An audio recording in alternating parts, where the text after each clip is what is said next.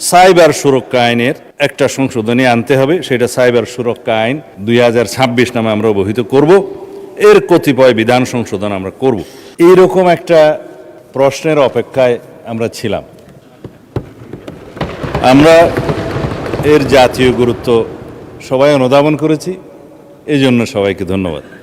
কিছুদিন যাবৎ আমরা সবাই লক্ষ্য করছি বাংলাদেশের সরকারের প্রধান, তার স্ত্রী, তার কন্যা, আমারও আছে, আমারও স্ত্রী পুত্র কন্যাকে দিয়েছে, অনেকেরই গুরুত্বপূর্ণ রাজনৈতিক ব্যক্তিত্ব এবং সমাজের গুরুত্বপূর্ণ ব্যক্তি তাদের পরিবারের সদস্যদের নিয়ে অথবা রাজনৈতিকভাবে প্রতিপক্ষ বিবেচনায় যে সমস্ত কন্টেন্ট সামাজিক যোগাযোগ মাধ্যমে ভার্চুয়াল মিডিয়ায় প্রকাশিত হচ্ছে স্বাধীনতার নামে এবং মত প্রকাশের স্বাধীনতার নামে, সেটা আসলেই মত প্রকাশের স্বাধীনতা কিনা সেটা পুনরায় সংজ্ঞায়িত করা দরকার।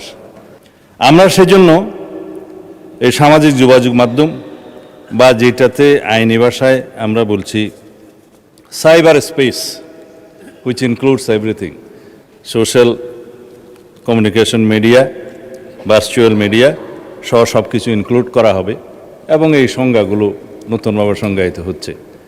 এবং আজকে সকালেই এই বিষয়ে আমি একটা আইনি সংস্কার করার জন্য ড্রাফটে হাত দিয়েছি।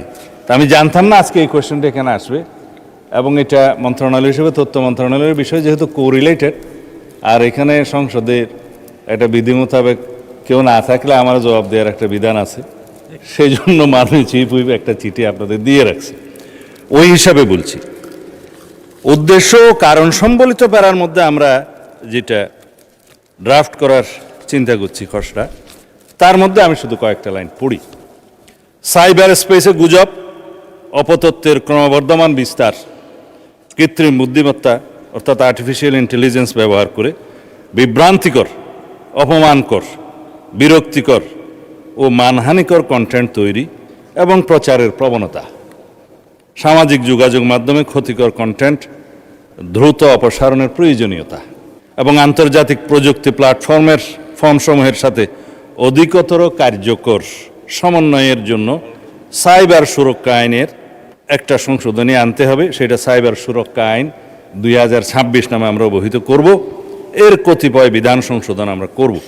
তার মধ্যে এই যে গুজব, অপতথ্য, মানহানি, এরগুলো নতুন করে সংজ্ঞায়িত করা হবে। এছাড়া সাইবার স্পেসে এর কন্টেন্টের প্রচার প্রতিরোধের জন্য একটা নতুন ধারার শাস্তির বিধান এখানে আনা হবে। আবার আন্তর্জাতিক প্রযুক্তি প্ল্যাটফর্মসমূহের সাথে কার্যকর সমন্বয় এবং সময় সীমাভিত্তিক কন্টেন্ট অপসারণ ব্যবস্থা নিশ্চিত করার জন্য আর একটা নতুন বিধি সংযোজন করা হবে। কারণ এখন আমরা রিকোয়েস্ট করি, হয়তো 6 মাস পরে সেটা অপসারণ করে নাও করতে পারে, সেই জন্য এটা আনা। আর এই যে রিপোর্টকৃত কন্টেন্টের অপসারণ প্রক্রিয়া অধিকতর কার্যকর এবং জবাবদিহিতামূলক করার জন্য সেখানে বিধান আনা হবে। এবং আইনশৃঙ্খলা রক্ষাকারী বাহিনীর পাশাপাশি সরকারের নিকট থেকে ক্ষমতাপ্রাপ্ত অন্যান্য সংস্থাকেও আমরা এবং বাহিনীকেও এই সমস্ত তথ্য উপাত্ত অপসারণ, ব্লক এবং স্থানান্তর করবার জন্য আমরা ব্যবস্থা রাখব। সেখানে আমরা অনেক অথরিটি আছে, জাতীয় সাইবার সুরক্ষা আইনের মহাপরিচালক আছে, প্রযোজ্য ক্ষেত্রে বিটিআরসি আছে, তাদেরকে আমরা এই ক্ষমতা দিতে পারি।